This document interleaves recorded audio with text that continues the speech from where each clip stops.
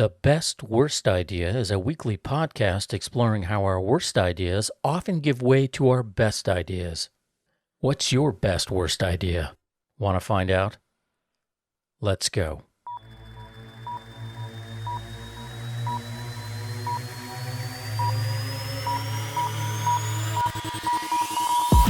You're so ugly you could be a modern art masterpiece. You look like a blueberry. Who's gonna take his place? Is the answer Jesus? See this? This is my boomstick!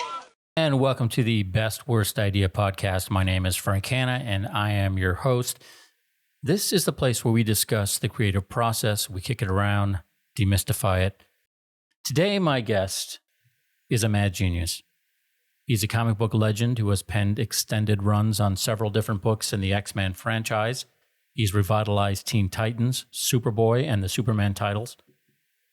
He garnered a rabid and loyal following with Red Hood and the Outlaws, and that's to say nothing of his work in film and TV. He wrote the massive horror comedy smash Happy Death Day, and in 2020, he sold his comic book property Ball and Chain to Netflix, which is to be turned into a film starring Dwayne "The Rock" Johnson and Emily Blunt. If anybody knows anything about the creative process, it is my friend, Scott Lobdell. Welcome, Scott. Well, thank you, Frank. It's always a very odd experience to hear somebody eulogize you while you're still alive. So thank you for that. Well, somebody has to do it. Might as well be me. Yeah. So as kind of the intro kind of suggests, this is kind of a new podcast, and the idea is that we really want to talk about people's creative process. And it's called the Best Worst Idea because creative people, I think, that are successful end up not stopping at the first or second idea. Good ideas may not come until the 10th or 50th or 100th or more. And that's the difference, I think, between a lot of people. So I've always known you to be this kind of creative madman in the sense that you've just got a million ideas running around in your head. And who better to really kind of talk about kind of that process of how you manage that, how you filter ideas, and you realize that ideas could be horrible at first, but then lead to something better. Oh, yeah. One of my favorite things to do is, well, you've heard me do it, but I do it with other people, is I'll be like, oh my God, I have the worst idea. It's so terrible. And you go, oh, yeah. And then sometimes the reaction will be like, well, that's not really terrible. That's actually a good idea. And so it's like, oh, okay. So I'm not, I don't shy away from bad ideas. And because you never know, like you say, you might think of 10 ideas, and I don't know, some people obsess on one idea, and I don't. I've never been that. I think I have the opposite problem. In fact, at my age, I believe I have come to accept the fact that I will not live long enough to write everything I want to write. Right. Yeah. I still want to write books. I'd like to write like those Jack Reacher books that are so awesome. I'd love to like find a character and write the hell out of it for a few years. But I also still want to keep writing movies. Because I want to create TV, comic books, and so. When I was younger, I used to think, oh, I'm going to write this one, they're going to write that one. But now I realize that, no, I can't. I'm not going to be alive long enough. I think it's interesting because I often felt like there was one thing that, you needed to do when you were younger. Like for me, I really wanted to write and work in film, because it's a very tough industry to be in. You can't always do that. And so you're yearning to do these things. You're waiting for things to get funded. But then I came to realize over time that, it's not so much one thing, it's this area. And for me, creating things became kind of this wider way to kind of feed that aspect of my soul, but also kind of helped me to generate ideas and, kind of live more creatively. And I think that that's something that we sometimes feel like if I'm not doing this one type of thing, then that's the end of the story. But I think it's really that it could be a whole number of things that fit into the creative world. And to your point, you look out and you say, God, there's so many things I want to do. And as you get older, there's a limited amount of time. And like, how many more scripts do you have in you? How many more book ideas? How much more time? Because you just know it takes a lot of attention and focus to kind of mount any of these type of things. So I don't know. I've always been in awe of the way your brain works and how you are constantly have ideas.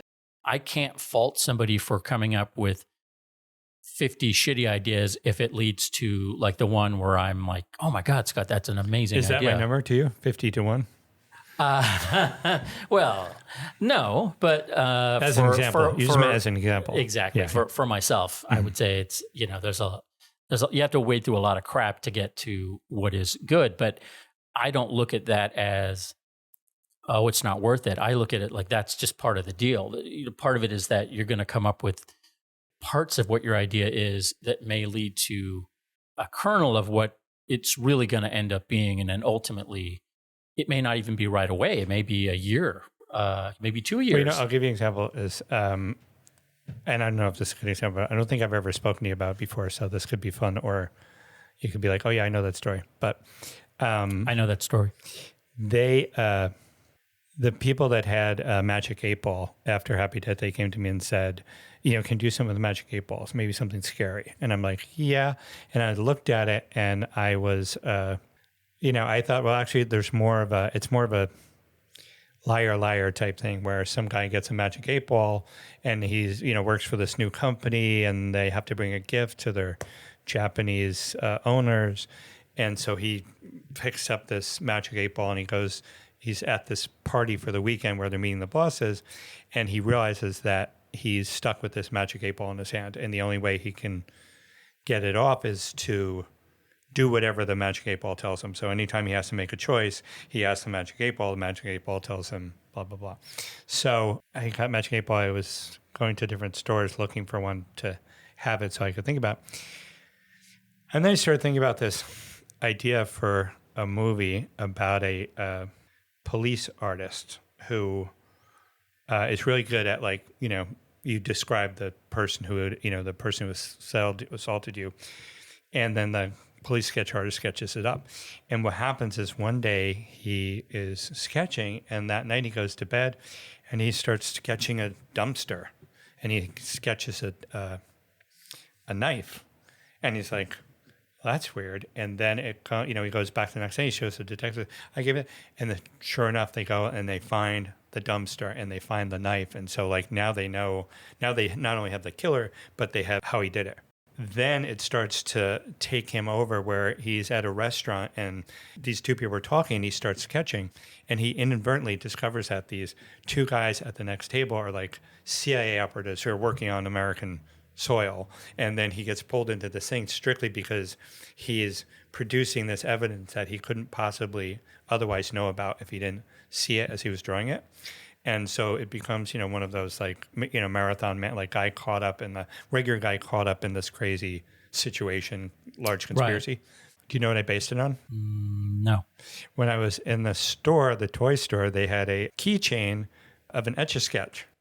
Ah. And I thought, geez, someday somebody's going to do a freaking Etch-a-Sketch movie. And then I thought, how would that work? And I thought, wait a minute. And so... and that's how ideas are born, right? Yeah, and it's like, and you hear that story, and it's like, okay, I could see, it's a movie, and I mean, not the best movie in the world, but it was like, I just saw a keychain, and I'm like, oh, okay, if I had to extrapolate from, Well, yeah, and I think that's the thing that always fascinates me about creativity at all is sometimes you'll have an idea, and for the life of you can't make it work. It's an element or a device or something, and you just know it's worthwhile, but you can't make it work. And then 5 years later, you're in the middle of something and you realize that is the solution to whatever your story issue is or story problem is. And sometimes it doesn't take that long to be able to utilize it, but it just goes to show you that when you go through that process, it feels like it's, ends up being nothing. But no, it's in there, and then you get to use that somewhere in the future. Yeah, maybe it's like having a baby. Maybe like the idea is there, and it just takes time to mature. Up. And one of the things that I think you and I do a lot, and I do it with other people, but in different ways. I'll tell you about that in a second. But the good thing is you and I both appreciate a story Yeah. and a fun story and a cool story. But we don't always, you and I don't always make the same choices. And sometimes we're like, well, what about, but the thing is that like, I like the fact that I can come to you and I'll say, hey, I got this crazy thing, and I'll be like, what do you think? And you go, well, I don't think it works because of this, but what you said makes me think of that, like, this is where I thought you were going. Right. And then it gives me the ability to go, okay, that's not an avenue that I was exploring. And now it's like, now you either go with it or you don't, but you can, I mean, just by talking about it, sometimes, especially to people that don't necessarily share your point of view, it's been good. I mean, I think, there have been times where you've told me an idea and I'll say, what about this? And you go, that's not at all what I want to do. Or you go, oh yeah, okay. Oh, this is it. This is the solution. I think we can both do that. And, Well, and I think something else that I've always remembered from way, way back when I first met you and we were kind of talking about story. And this was back when I first met you in like 1990 something. Yeah. Whatever it was. And I remember telling you this story, and it was something to the effect of, I said, all right, Scott, well, what do you think of this? Like, a guy is on a roof and he's got a gun in his hand and he's going to shoot himself and he's all depressed. And then next thing you know, and I did it in that exact voice, by the way. I said, the next thing you know, the door of the roof access opens up and a woman comes screaming and she's running and she's being chased by a guy with a gun. And then he turns and he's going to kill himself. And then he takes the gun and he shoots the guy and saves the girl. What do you think of that? And you looked at me and you said, that's not a story. yeah, it's a scene. It's a scene. It's not a story. And I was like, no, but it's cool though, right? And you're like, yeah, it's fine. It's interesting, but it's not a story. And at the time, I'm like, oh, I thought, well, no, he's just shitting all over my idea. And it's like, but no, you're so right. It's like, that's not what makes it interesting. That's not what keeps people compelled. Like, that is a scene. And I think that helped me to kind of say, okay, well, I need to start looking at the way that I come up with an idea. And sometimes whenever you'll pitch an idea to me now, I will say, okay, I think you need this, right? And it might be a thematic element. It might not even be something that has to do with the plot at all. It might just be like, this character needs to be this. And you might go, okay, maybe not. But that's kind of part and parcel of the creative process, is really that, I always say, writing is rewriting, right? So I never look at it like, well, if I finish a script that I say, okay, I'm done. I always look at it like, okay, now I have to go through the process of, rewriting and refining and doing all that. And yeah, nobody likes to do it, but that's part of what it is. You used to get angry at me when I'd be like, okay, I'm done. And then, maybe I'd ask for notes or something like that, but I didn't really want notes. No.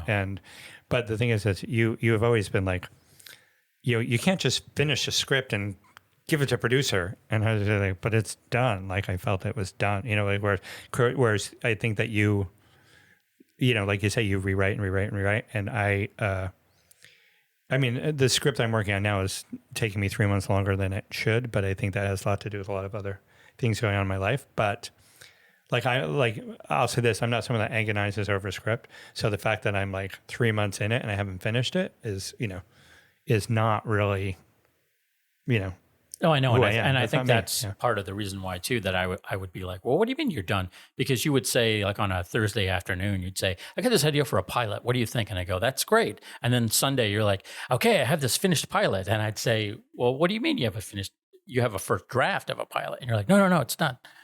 And I think sometimes too, I'd say like, oh, I have the script, and you go, okay, I'll read it. And then you read it and I'm like, well, it's already at the producer. So I can't. So I don't really want your change. crappy notes. Well, I mean, I can't change. Yeah, it's like I can't change. Sometimes people get upset and they're like, well, you should change this. I said, but I can't go back to the producers and go, hey, I've decided to reintroduce this character. Like, once the studio has it or producers have it, then you're kind of stuck. I think. It's a weird thing. I think it's one of those things that if you do any kind of creative job as a writer or really anything really where you really need creative and constructive criticism, or you need to put yourself out there and you need to have somebody look at it. And, so many times people always say, write what you know. So then things that you write are really personal. And then somebody says, well, that would never happen. And then someone goes, well, that really happened to me. And it's like, yeah, I know, but it has to feel a certain way.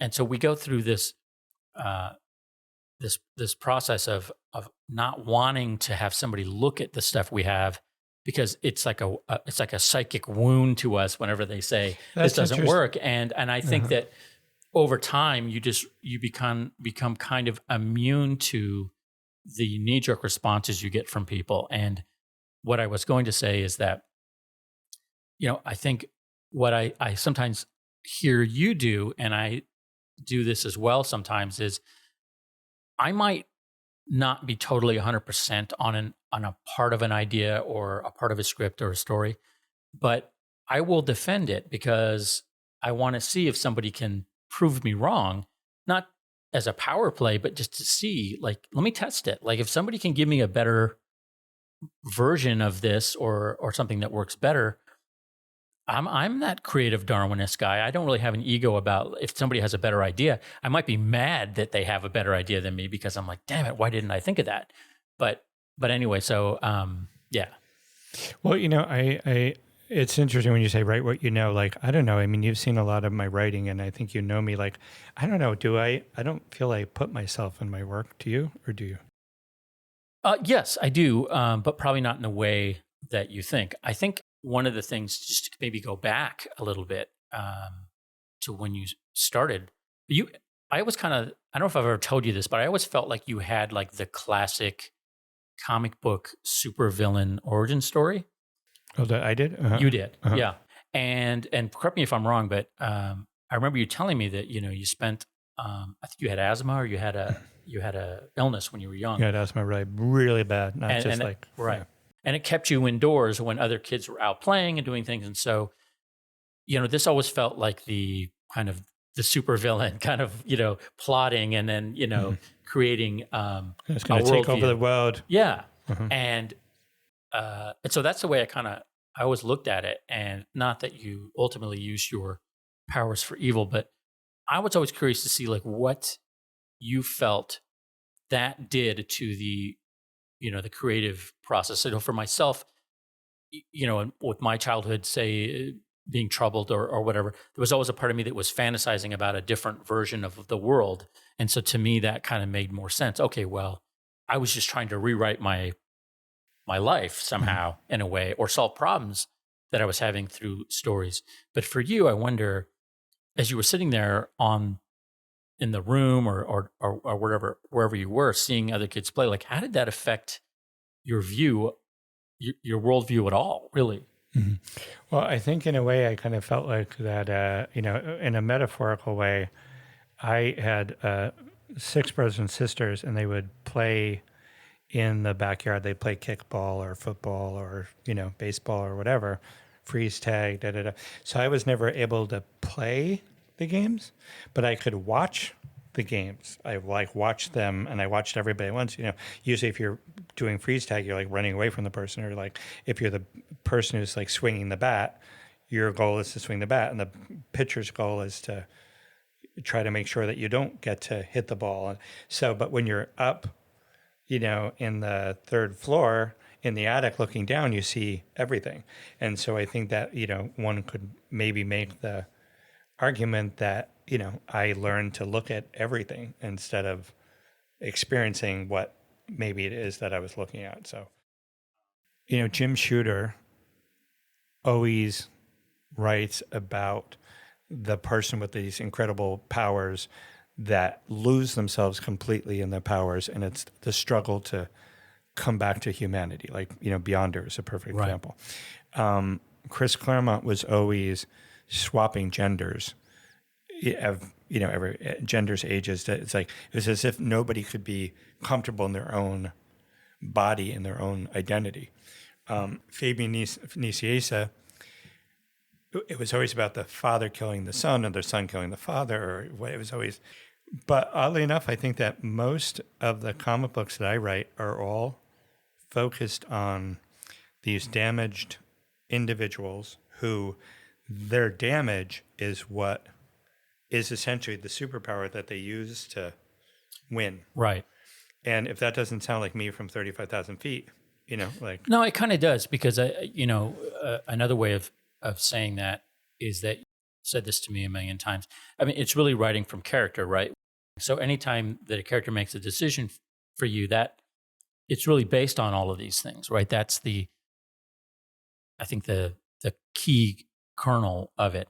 I've always also kind of seen you as somebody, I think one of your trademarks, I think if we can call it that, is you have this kind of, it's not schmaltzy, but it's like you have this good old fashioned all-American kind of ideal about what a superhero should be. Because I know, in the past, the comic book industry became really, really cynical. And I always remember you kind of bristling against that. You were always like, no, I don't like necessarily the idea of superheroes that are anti-heroes per se, or that they have a cynical view of crime or villainy or the world. You like the purity of someone like Superman or of the Titans or XMen, where they have this ultimate goal that they're fighting for, and that is the thing that is the most important.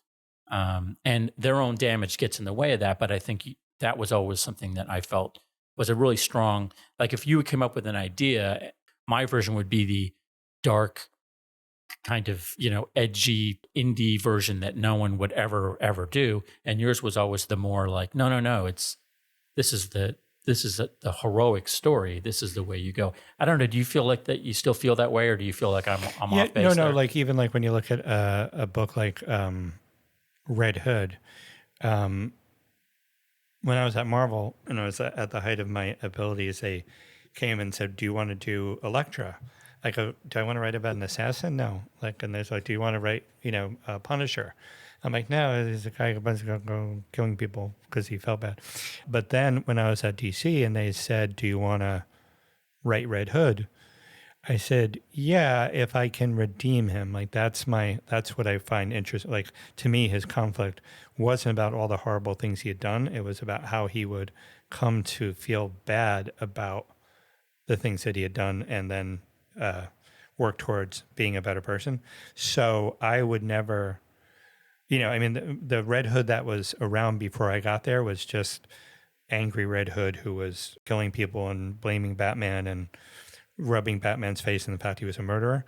And to me, like none of that was interesting. What was interesting was a guy who was had gone through hell and now he decided he was going to try to come back from hell. Yeah, and I think the fans of the book, that really resonated with them, because I know you've had a fan base for the different books you've written, but I do seem to recall it seemed like the Red Hood fans you had were pretty intense. I think that's true, but I also always wonder like how much anytime you have a book, I guess unless it's a creator-owned book, you wonder how much of that is like, if they got Kevin from The Office to write the Red Hood, if people would, there'd still be like this legion of Red Hood fans who love it. I mean, I don't know. It's interesting to. I mean, as a comic book fan, I know the really super nerdy part of me that would be reading a book and then the writer would maybe get behind or the artist was behind, whatever it was, and then all of a sudden a different writer is taking over for two episodes or 2 issues, and I'd be pissed off because I wanted the guy or the girl that was writing it, Yeah, see, I always enjoyed, I it's funny when you're on a book, like I'd written the XMen for, I don't know, nearly 7 years or something. Mm-hmm. And before me, Chris had written it for 16 and Peter David had written Hulk for 18 or whatever. And I always said, and you probably remember me saying at the time, like, I didn't want to be that guy that you wheel away from the typewriter. Right. You remember typewriters, that you wheel away from the typewriter. Like I didn't want to come to the end of the stories I could write and have to, I've told them all, and yet I still want to stick, because this is my book. Like I didn't want to ever be in that position. Yeah. And so, and when you're in the middle of it, you're like, I don't want somebody to come in and tell 2 issues of my story. But when you're the guy who has to go in and tell 2 issues of somebody's story, then it's kind of fun. Well, but also, like, to me, like, writing it was always fair. I mean, reading it, like, I remember, I don't know if you remember this, there was a time in the 70s where the issue wasn't done and it would end with, Captain America about to leap into battle against Doctor Doom. And then the next issue would come out and you'd see Cap like leaping into battle against Doctor Doom. And then it was like the first time Cap battled Doctor Doom. And that was a, book from the 60s. It was just the whole issue. And then at the end, it's like, okay, now we're going to fight. And it's like, so they just did these reprints because they couldn't get the books to ship on time. And to me, like, I was thrilled by that. Now, I mean, try to do that nowadays and people would, Yeah, fans would go crazy. But I kind of wonder, you maybe just be diplomatic about this, given that you have such a kind of long love affair with comic books and comic book industry and all that. But how do you see the state of the comic book industry now, currently as it is? Well, I mean, it's a bunch of different questions because I'll tell you that I'm probably one of the few people that think that comic books can make a comeback to what they were in the 90s. Okay. Everybody thinks like, well, no, the books will never sell like that and da-da-da. But I also think that there was so much going on in the 90s and we were all like in fierce competition with each other. And, if Age of Apocalypse had Xavier die, then damn it, Superman's going to die. And if Superman's going to die, then Batman's going to have his back broken. If Batman has his back broken, then Green Lantern's going to become a intergalactic mass murderer. It's like there's just this competition that within the company you had it. I mean, that's why, Age of Apocalypse begat the Spider-Man clone saga. It's like everybody wanted to kick everybody else's ass. And now it's not like that. Like, you just look and it's like, Jeff Johns has his fiefdom, Scott Snyder has his fiefdom, Brian Bendis has his fiefdom, and if none of the characters meet, that's totally fine with all of them. Whereas like with us, it was we're gonna Oh yeah, and I guess in a way that kind of feeds into the the crossover, the crossovers that events that used to be once a year or once every couple of years or something, and then became like once a quarter or just ongoing. And I always hated those myself because I felt like you're interrupting my book, the book I'm reading. I don't want to be involved in all your other nonsense in this crossover event. I want to just read what Green Arrow is doing, for the next X amount of issues. But the truth is, I'm in the minority there. I mean, people love these big crossover events. And the problem with those is that you're having to kind of outdo and outdo and outdo and reboot and reboot and reboot. And I think that's where I have the hardest time with the mainstream kind of Marvel DC comics these days is that I don't know what it is that's happening. Like I don't get this feeling that I can just jump in and start reading because I feel like they've changed so much and it keeps getting changed. And then when you were starting out, I mean, I had taken over Alpha Flight in a bake sale, which, as you know, is when they say, oh, we need a writer for Alpha Flight. And then instead of saying, hey, Scott Lobdell, do you want to write it? They let everybody know. And then they have like 6 pitches. And one of those pitches was by a guy named Rob Tokar and Sven Larsson. And at the time, Alpha Flight had 16 characters, which I thought was too much. And so they wanted the 16 characters and maybe even a few more. And when I took over, I said, I think there should be 5 characters. I want to, there's 22 pages in the book, 5 characters. That's what, 4 pages each. Like I want to use that time to really delve in the characters. And then I did 3 issues, and then we needed an inventory story, so we used the North Star story. And then Bobby Chase, who was my editor, was assigned to take her success from Spirit of Vengeance with Ghost Rider and to do this whole Spirit of Vengeance line. So suddenly she had 8 books that she had to take care of, and my book was given to Rob Tokar, who was the editor. So Rob Tokar was like, as soon as he got in the editor's desk, he's like, I think we should use all 16 characters. And I was like, I don't want to use 16 characters. I want to use 5 characters. I want to use the pitch that I gave. And so, but I was also starting out, so I was trying to please him. When you're pitching stories for somebody that has other stories in their head already, it's almost, it's impossible. Yeah, it's impossible. With a producer, you do it all the time. You're like, hey, what about this? And they have this whole idea. So in that time, I started writing the X-Men I was writing an issue every 2 weeks between Uncanny and X-Men, just as a fill-in. And then I was at the office dropping off my latest issue of the X-Men, and Rob brings me into his office, and he says, "This isn't working out. I have to let you go." And then he got a writer who wanted to do exactly what he wanted to do, so it was great. But people always said to me at the time was like, "Did you get fired?" I go, "Well, if I got fired, but I got the X-Men as a result of being fired, then it was the best punishment anybody could ask for." Early on, starting out, when you started working for Marvel, it was 8-page stories, right? It was, you were having to try and find a way to tell interesting stories with characters that really no one was paying attention to, because if you did something with like a major character, guaranteed someone would say, no, you can't. Editors would be like, "No, you can't have Daredevil see again for 8 pages," So, but they didn't care about Shamrock, and they didn't care about Lockjaw, and they didn't care about, El Aguila or El Aguila, sorry.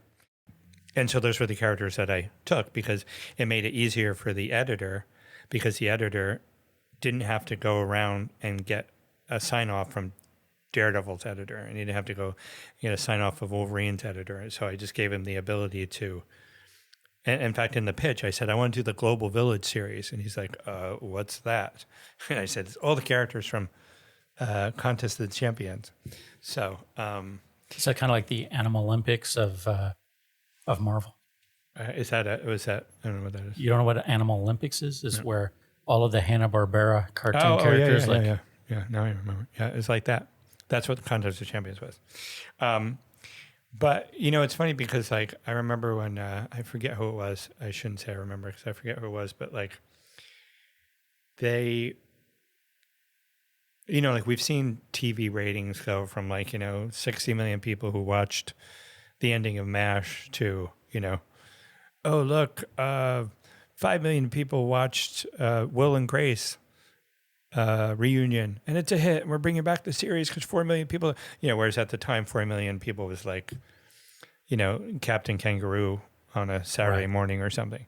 and that just to interject, that's kind of what happened in the comic book world too. Yes, but it was easy for people to, I don't want to say bifurcate, say that the rating, somebody went on the air and said, "We're never going to see shows with 17 million people watching it again.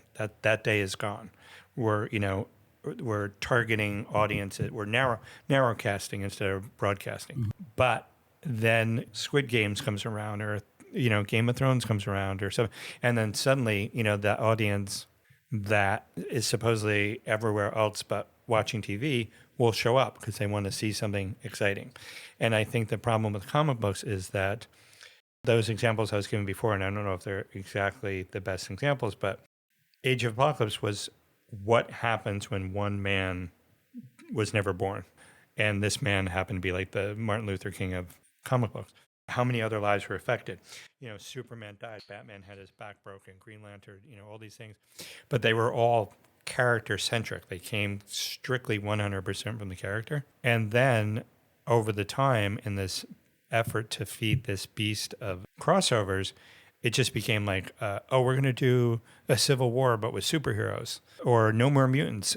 Scarlet Witch is going to become a mass murderer. It's like, wait, what? Like we're not. In fact, I remember in the first few pages of No More Mutants, Scarlet Witch is going crazy, and Professor X gathers the rest of the other superheroes, and he's like, we have to kill her because that's the only way. And I'm thinking, okay, Professor X is the last guy that would ever kill her, and he would use every trick in his arsenal, every mutant to stand by this person. Like that's so. So the thing is that what writers started to do was, I want to tell a story. What characters can I use to behave in this way to tell that story? And to me, that's where we lost our way in comic books, because now it's even like, we're going to do a reboot or something. So we're going to change this major thing, and we're going to have a bunch of people being presented as other people. And when you do that, you're just saying that, okay, the characters, which is what you signed on for the last 20 years or 30 years or whatever, suddenly those characters aren't those characters anymore. They're new characters with old character names, and secret identities, and they look the same, or maybe they change their costume. But we're moving away from characters and moving towards stories that we plug characters into. And I think that's where we've gone wrong. And I think that, it's like Harry Potter. Like, if you told somebody 15 years ago that the number one book in the world was going to be about a bunch of teenage magicians that kids were going to read, and each book was going to be 550 pages long, people would be like, get out of here. No, kids Right. don't read. Yeah. Who are you kidding? And so I do think that if we could get back to the point of like telling stories about characters, because really, if you look at the Marvel movies, I don't know, you watch movies sometimes and it's like, you only need 2 or 3 good scenes about the characters, and then people go, oh, that was a great movie. And you go, well, what about this that didn't make any sense? Yeah, but I really like that guy, so cool.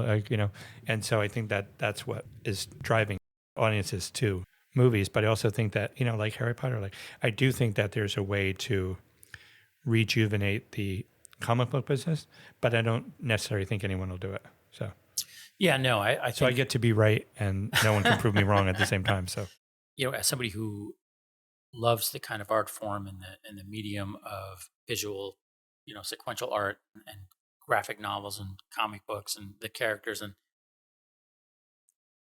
I'm not immune to that either.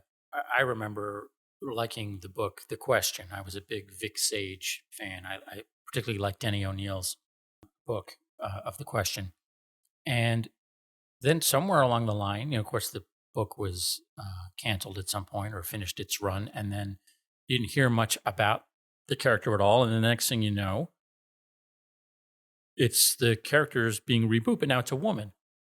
And I had no problem with a woman character being the Question. It was more like, no, I like Vic Sage. I want Vic Sage back.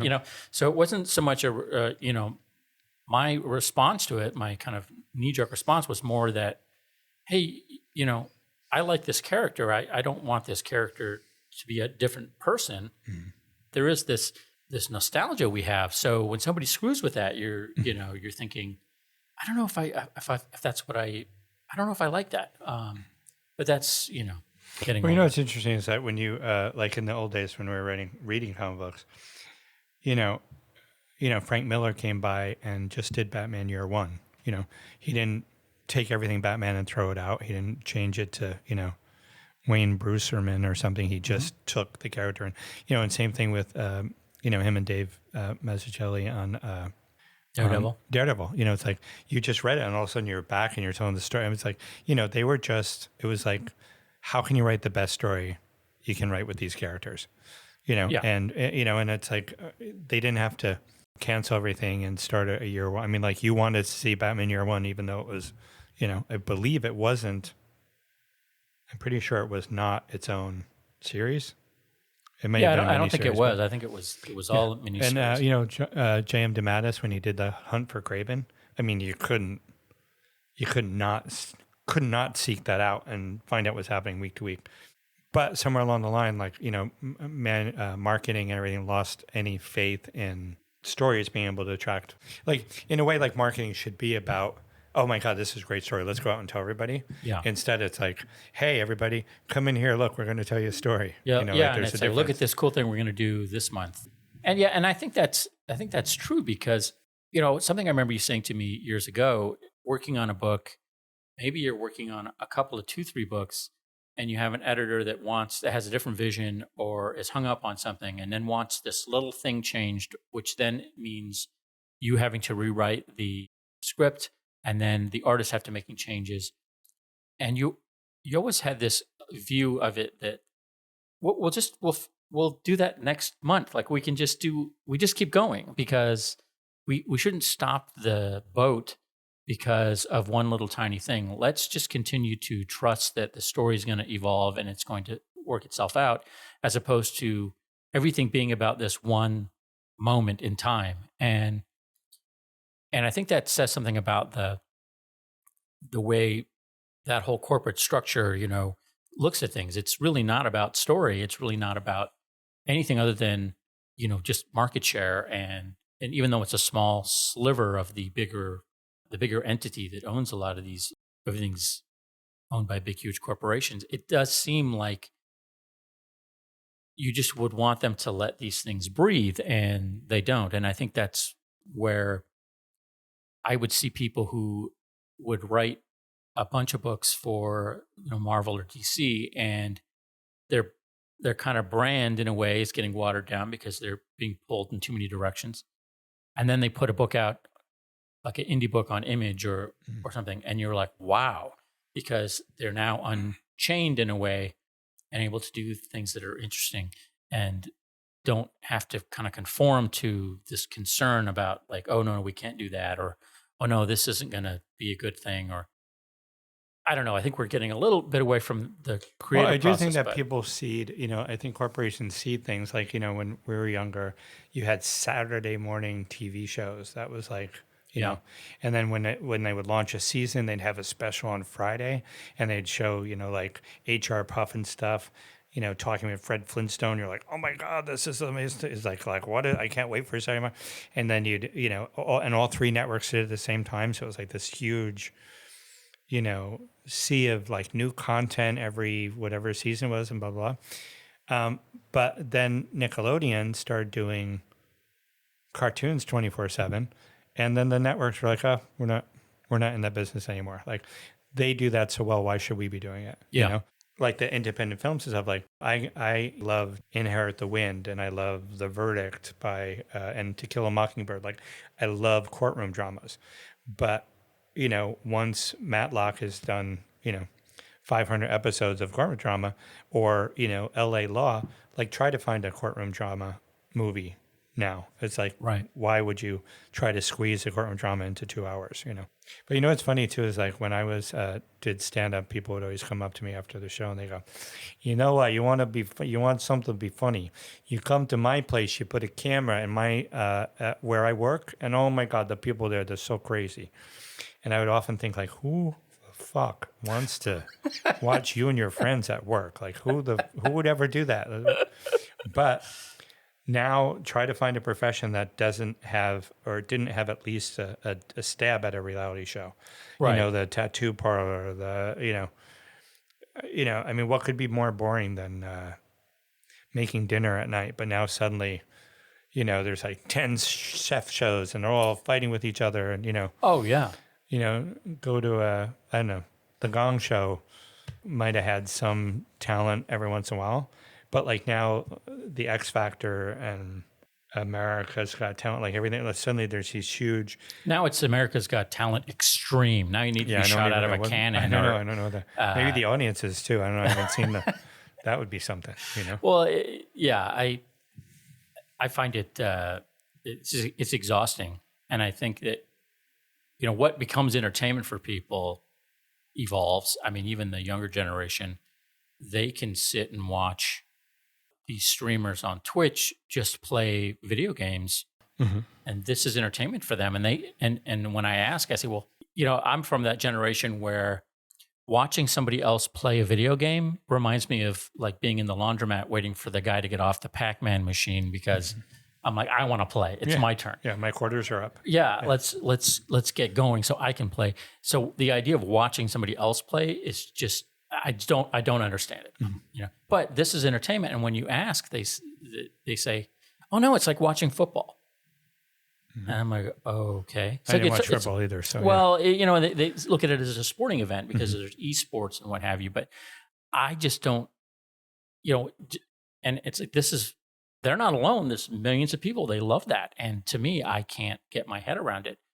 But then again, I go down the YouTube rabbit holes just like anyone else does. In fact, there was a while there I was getting obsessed with watching cleaning videos where people would like clean a dirty car or oh really wow and there's something, or dirty carpets, where you see somebody just going through the process of just cleaning a filthy, dirty carpet with like the shampoo and it's so. Did you watch these with a box of Kleenex next to them? No, but they're strangely soothing and satisfying, which who would have thought that? If you would have told me that 10 years ago, oh, you know what you're going to like, Frank? You're going to like to sit and watch carpet cleaning videos on YouTube. I'd be like, forget you. I'm not doing that. But even now, there's a YouTube channel I watch that I'm telling everybody about. It's called The Drain on Blockers. And it's a show, or it's a YouTube channel that's based in Liverpool. And it's just these guys that are kind of like the equivalent of a Roto-Rooter man in the America. But in Britain, they have their drain systems are different. And so they use high-powered water jets to clear sewage blockage that comes from. And we have a manhole here, and it's in the middle of your street, and it's a big manhole cover, and then you climb down into the sewer. Their manholes are smaller, and they're on your property, and they pull the lids off of those, and it's just a horror show, what's going on. And yet these guys go there, do it, clean it, and they whistle while they're doing it. Like they're the most pleasant guys ever. It's the most disgusting job. You're so happy you can't smell it, but I can't get enough of that. I just love to watch it. So Dr. satisfying. Pimple Popper. Yeah, it's kind of like that in a way. Meets Bert from Mary Poppins. Yeah. Well, it's much dirtier than a chimney sweep. So interesting. I will tell you. But so let me ask you this. One of the things that I've always been in awe of you is your ability to not have an ego. A point. No, that's me. Is not have an ego about helping people. Where sometimes you think, well, I don't want to help this person because I feel like somehow maybe they'll become more successful than me, or maybe they'll take jobs away from me, and you've just never ever had that. And you've never, even if it's somebody that has no in the comic book industry or film or what have you, you've always been that guy that said, hey, let me help you out, and without any sense of ego about it. And it's such a rare thing. I mean, I don't know if you understand how rare that really is. Do you have that quality? Do I? Not the same as you. I definitely find myself helping people, mentoring people as much as I can. But there is a part of me that feels like, wait, I need to save something for myself, in terms of opportunities and what have you. So there is some of that insecurity, but you just never had that. I mean, I can tell you, I worked at a comic book store. You came for a signing. I told you I wanted to be a writer. I was like 19 or 20. You contacted me a few days later and asked me if I had ideas. Did you come up with any ideas? And I was like, what? This guy actually picked up the phone and, did what he said he was going to do. And from there, I think you had to have seen something from somebody, where for me that told you that I was serious about wanting to do something in the creative field, writing, to the point where when I tell people, I say, well, Scott Lobdell invited me to New York to visit him, and then walked me into the Marvel offices and walked down like all of the editors' office doors, and said, hey, this is Frank Hanna, you should meet him. Who does that? I don't know. You've probably done it for other people. And that's the point. It's like, I don't feel like I'm special. I feel like you do this. And everybody's special. Well, anyway, I've always remembered that. And although it never launched my comic book career, the point is you weren't saying, hire this guy and pay him ridiculous amounts of money to do a job he doesn't know how to do. You were saying, here is this guy, meet him and talk to him. And really, it's yours to fuck up at that point. Like if you can bring it to the party, but like you have to show something else. And I've always said to people, all I can do is open the door. What happens when you're in the door is what you can do. Or I'll say this is that when I used to get a ride to Poughkeepsie, and I would stay at my brother-in-law's house, his apartment. And I would go through his cushions for change. And if I got like $6, he was a plumber, so he had lots of change. So if I had $6, it meant that when I went down to Marvel on the train, I wouldn't have enough money to take the subway and eat. So if I had like that little change, then I could like walk all the way to Marvel and buy a chocolate milk and buy something else and make my way back and did it. So, I mean, I was always appreciative of the process, always aware of the process that I was going through. And so I think, and it exists, I mean, it still exists to this day. It's been over almost 40 years later. but I tell people I always remember, I can remember to this day what it feels like to be on the couch looking for change. Right. And so I just always felt that, like, I had people help me over the years, and I just always feel that I should help. And I think you have. I mean, I've noticed. I mean, when you think about the careers you've probably launched, that of people that you found and championed, that's no small list of people. And also, I will say, like, I think you also have a sense of where you came from, and also the people that came before you, because I remember one time we were down in San Diego, or maybe I don't know where it was, but it was during a big convention, and there was a comic book legend, and I almost don't want to say his name just because. Let's just assume he's a comic book legend, and you had said to me, Frank, I'm going to give you some money, and I want you to go buy this book, and I want you to tell so and so exactly how much his work means to you. And I'm like, why? Because I'm thinking he's a legend. What does he need? But no, he's a legend that people have forgotten or really aren't giving him the due he probably deserves. And so you were there, and you did that. It's like a kindness, and it's not like phony, because it's what that guy did and achieved in his life isn't some small thing. I just always kind of thought that was like kind of the sweetest thing, but I also kind of felt like that's the kind of guy Scott is. Scott is the guy that's like, yeah, you know what?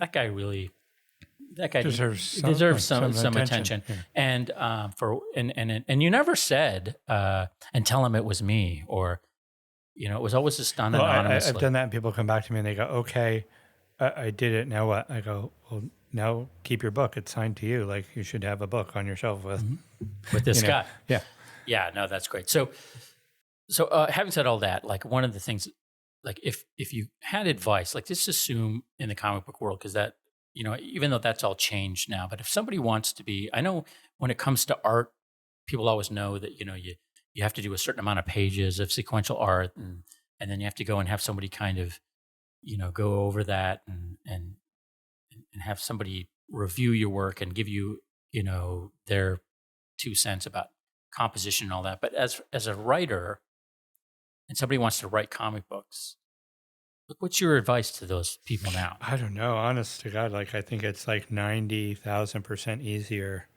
to break into comics than it ever was. Right. There's a time when I was writing the XMen, like, where, you knew everybody who was in comic books. I knew John Byrne. I knew, Walt Simonson. I knew Fabian. I knew Peter David. You knew, even if you didn't know them as friends, you knew them. But now it's like, every day you open up a X-Men book and you're like, who is this guy? Yeah, this is a FedEx guy who came to the, he dropped off at FedEx and like, hey, you should write comics. Hey, you there. But like, if you, right here on this wall, out of these 4 comic books, 3 of them are all done by artists that I met, on the internet or through Instagram or, whatever. And so, it used to be the only way you could be seen was if you got a job at Marvel or DC. And the only way to get a job at Marvel and DC was if you had already worked at Marvel or DC. And so It was very hard. Whereas now, I mean, like, if you, I'll tell you, if I was trying to break in today, I would not wait around for Marvel or DC. And I also kind of think, I mean, I don't know what the money is like now, but there was a time that it could change your life. I kind of feel now that, like, if I created my own stuff and that got me the attention of Marvel and DC, I'd be like, well, I'm doing fine. I don't need Marvel and DC. Like, it's almost like, where do, Because I think the conventional wisdom, say 10, 15 years ago, was, okay, I'm going to work for Marvel DC, create a name for myself on one of their books, and then I'm going to go off and do what I want to do independently and reap those benefits, because then I can own a property. Then maybe Hollywood will come calling and they will, they'll buy an idea from me or want to make a movie out of one of my books. But now, it's almost the opposite can be true. I think I've always wished I was more of an artist, because, the art is always the hardest thing, because a writer can write a script quickly, but you can't rush the art. The art just takes however long it takes. Yeah. And yet nowadays we're at a place where, like, I see the cover of a comic book, a mainstream comic book, and I'm like, it looks like art samples from, when I was breaking in. It's like, I mean, like that I can sketch, Right. and that I can even draw. But I mean, if I was starting now, I would probably, I think I could draw a comic book. I could be a writer artist, so it's weird. But I think I was just really trying to get a sense of you've got this creative process for you, and we've kind of discussed that it kind of comes from character. Everything comes from character. I think that's your worldview is really that it's an optimistic worldview. It's not a cynical one. It's that you kind of see that the world can be this better place, or that people can be better, and I think that's something that informs the way you come up with your ideas. But in terms of the creativity of it all, like if somebody has an idea, like if somebody comes to you with an idea, like what's your advice to them? Well, there's that old saying I learned early on that writers write, like when somebody tells me, oh, I'm a writer and I have this idea, and it's like, okay, well, then you have an idea. That's different from being a writer. A writer writes the idea. A writer will write their chapters, or they'll write a plot, and if they don't know how to write a comic book plot, they'll look it up, or they'll, find somebody at a comic book convention and beg to see a copy, or they'll, pick up a autobiography from a comic book writer and look at samples of that. Or, it's not hard to get an Alan, it's probably not hard to get a Scott Lobdell plot or script if you looked, hard enough. So I think it's, it's a matter of doing it, and then often you won't get paid at first, but then you start to. Well, it does seem like, we are in an information age where, finding a plot in 1975 would have been impossible. Impossible, right? Yeah. But now, you can find any of these things. So really, it's almost like you're saying, forget about the creative process so much. It's like, do you have the wherewithal to go and use what's available to you out there? Well, it's funny you say that, because sometimes I'll work with an artist, and the artist will be late, and then they go, well, it's because I'm a perfectionist. It's really hard to be an artist when you're a perfectionist. And I was like, well, being part of being perfect is meeting your deadline. You can't be perfect and not meet your deadline. And so similarly, I think that, the idea that creativity and professionalism, or wherewithal, I think you just said, the idea that creativity and wherewithal are separate things is not the case, I don't think. And I think that people make the mistake that it is. Okay. Well, that's okay. So just to interject there, because my hypothesis here, and I think you're saying kind of the same thing, creativity is problem solving. That's all it is. And so when somebody tells me that they're not creative, my first response to them is, well, do you know how to solve a problem? And they'll say, yes. And I said, do you solve problems in your job? Yes. I'm like, well, then that's creative. And they don't necessarily see it that way, because they look at it like, no, creative is fun and creative is this. But the fact of the matter is, no matter what you're doing, you have to find a way to solve the problem. And so the idea of being creative and having the wherewithal and the tremendous drive it takes, it's maybe all, like you say, interconnected, which I don't know if I ever kind of looked at it that way, but it's interesting. It's all part of the same thing. Like if you want it bad enough, you're going to do it. Yeah. Because there's nothing worse to me, and I know people in my life right now currently that have like this, they pitch an idea to me and they say, I have this idea for a movie, and you hear it and you're like, that is amazing. Not only is it, commercial, but it's of the moment. It's all of the things that it should be. And you do not have the feeling that the person will ever actually write this thing. Mm-hmm. And it's so frustrating, because it's their idea. You don't want to take it from them, but you really want them to succeed and do it. And you just kind of think, it's not going to happen. Because how hard is it to come up with an idea that does hit all those notes? Like you can try and try and try, and they come every once in a while. But to see somebody not have the wherewithal to actually follow through, is very frustrating. At least it is for me. I don't know. Well, you know what's funny? It's like people will say to me all the time, they go, well, God, you're a writer. That must be so competitive.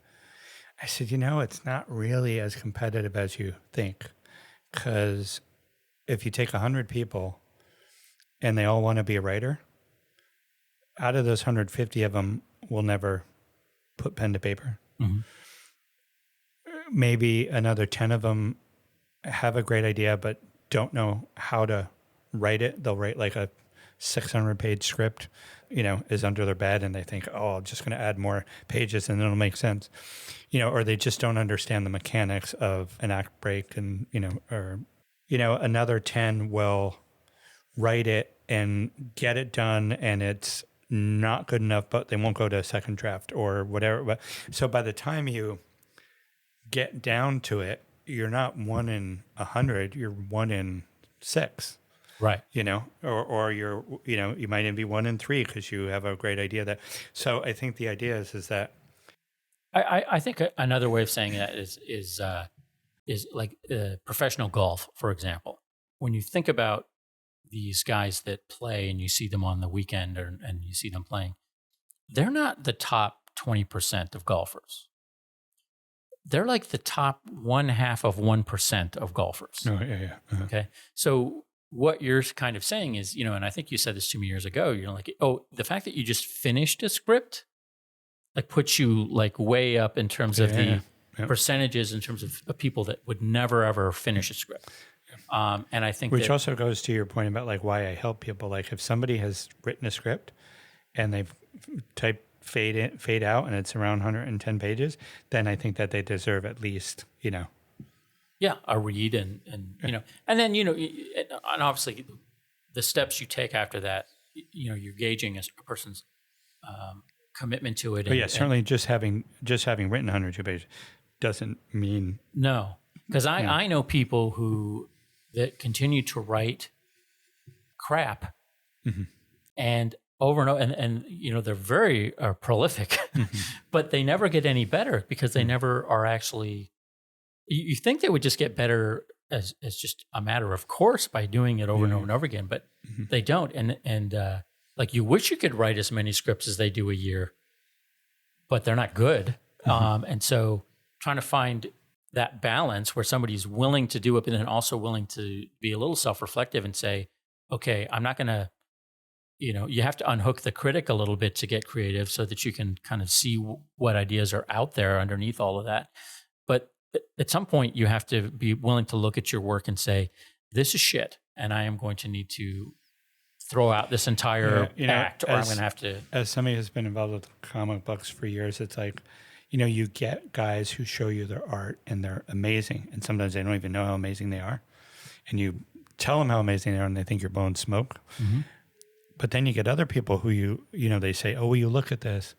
And you're like, holy moly, like I don't know where to start to comment on it, but like, how can you look at it as the actual person who drew it, right, and not understand that like one eye is 4 times the size of the guy's head or something? Like, how do you not? But I think that happens a lot with writers too. Like, they don't, and that's when you can see it. That's when you can physically see it. So to write a story that somebody has to like actively engage in to read for an hour and a half, 2 hours of a script, I know it's just. Well, I've often said not having any self-esteem is a certain kind of drive, but having too much self-esteem sometimes is, wow. It's still a drive. It's just a drive out into the off a cliff. But anyway, so listen, you've given me a great amount of time. And let's say too much. Too much. Yeah. But I do feel like there's many, many more things we could be talking about. Well, let's talk about it again then. Thank you, Scott Lobdell.